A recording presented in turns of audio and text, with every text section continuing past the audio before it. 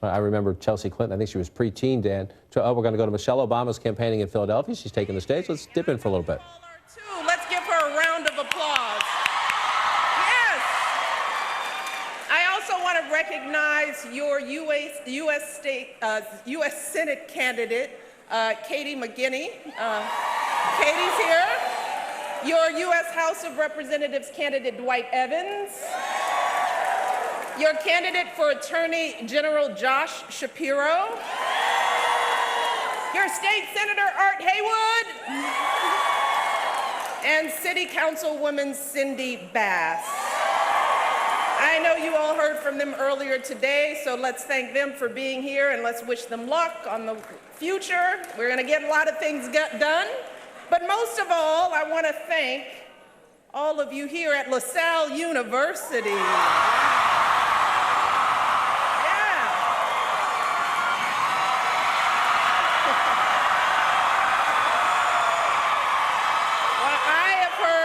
Some great things about this school and about the students and staff, so I am so proud and honored to be here. Now, it's hard to believe. Well, hey, I see you all over there. I love you all too. But we got work to do here today. Because it is almost 1 month to Election Day, and I cannot believe it. And it's about time for my family to end our time in the White House. It's all right. 2 terms. It's a reason. It's a good thing. It's a good thing. But I have to tell you, even though we've had a great time, this is a bittersweet time for me. I mean, because we're engaged in a time of great transition for me, for Barack, for Malia, Sasha, even Bo and Sonny. I mean, what are they gonna do when we leave? My husband's gotta find a new job. I have to find a new job. We've gotta move to a new home. We're gonna need to pack. We gotta pack up the old house, get it cleaned up so we can get our security deposit back. But of course, this isn't just a time of transition for my family, but for our entire country as we decide who our next president will be. And transitions like these can be difficult.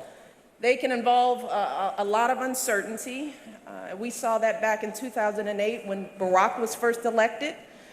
I don't know if you all remember, especially that little one there, you weren't even born.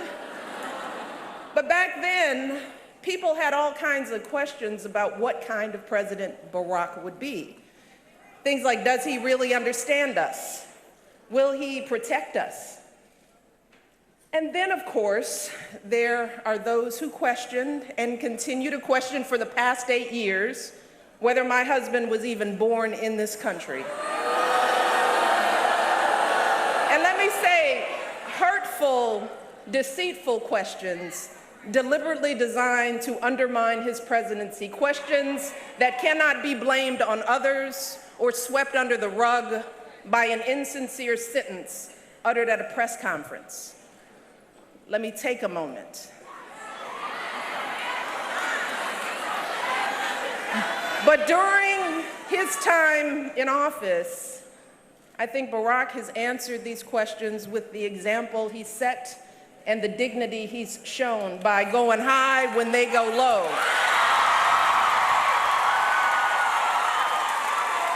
And he's answered those questions with the progress we've achieved together, progress like health reform, passing health care, creating millions of jobs, slashing the unemployment rate, lifting millions of people out of poverty, expanding LGBT rights so marriage equality is now the law of the land. I could go on, but even after all this progress, it's understandable that folks are feeling a little uncertain as we face this next transition. So the question is, how do we sort through all the negativity, all the name calling in this election and choose the right person to lead our country forward? Well, as someone who has seen the presidency up close and personal, Let me share with you what I've learned about this job.